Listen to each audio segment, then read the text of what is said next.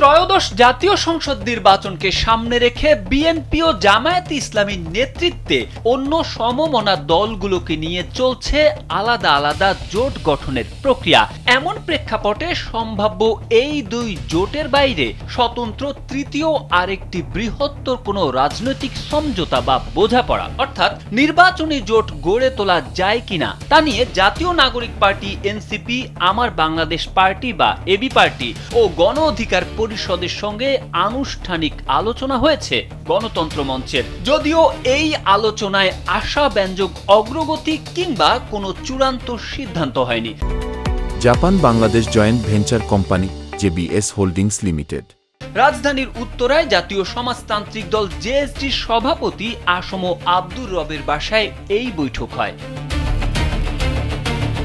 তবে নির্বাচনের সময় এগিয়ে আসায় নতুন এই জোটের উদ্যোগ বাস্তবায়নের প্রস্তুতির সময়টা একেবারেই অপ্রতুল বলে মনে করছে দলগুলো। তারপরও একটি বৃহত্তর রাজনৈতিক সমঝোতায় পৌঁছানোর লক্ষ্যে দলগুলো শিগগির আবারও আলোচনায় বসবে। ফ্যাসিবাদ বিরোধী যুগপৎ আন্দোলনের মিত্র বাম ও প্রগতিশীল ঘরানার ৬টি রাজনৈতিক দলের সমন্বয়ে গঠিত জোট গণতন্ত্র মঞ্চ এরই মধ্যে একসঙ্গে নির্বাচন করার সিদ্ধান্ত নিয়েছে। এই জোট ৩০০ আসনেই প্রার্থী দেওয়ার ঘোষণা দিয়েছে। গত বৃহস্পতিবার সংবাদ সম্মেলন করে প্রথম দফায় ১৪২ আসনের প্রার্থীর নামও প্রকাশ করেছে।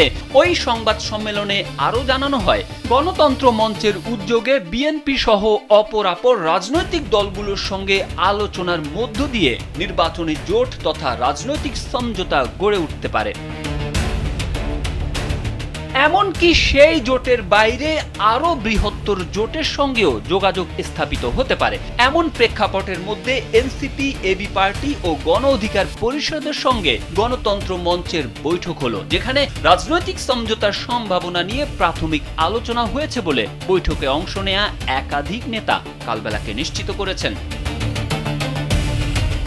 জানা গেছে, জেএসডির সহ সভাপতি তানিয়া রবের সভাপতিত্বে বৃহস্পতিবার রাতের বৈঠকে গণতন্ত্র মঞ্চের পক্ষে নাগরিক ঐক্যের সভাপতি মাহমুদুর রহমান মান্না, বিপ্লবী ওয়ার্কার্স পার্টির সাধারণ সম্পাদক সাইফুল হক, গণসংহতি আন্দোলনের প্রধান সমন্বয়কারী জোনায়েদ সাকি, ভাসানী জনশক্তি পার্টির চেয়ারম্যান শেখ রফিকুল ইসলাম বাবলু, জেএসডির সাধারণ সম্পাদক শহীদ উদ্দিন মাহমুদ স্বপন, মঞ্চের সমন্বয়ক ও রাষ্ট্র সংস্কার আন্দোলনের সভাপতি অ্যাডভোকেট হাসনাত কাইয়ুম উপস্থিত ছিলেন।